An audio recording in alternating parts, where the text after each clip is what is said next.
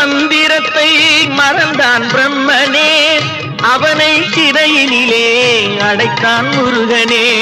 பிரணவ மந்திரத்தை மறந்தான் பிரம்மனே, அவனை சிறையினிலே அடைத்தான் முருகனே.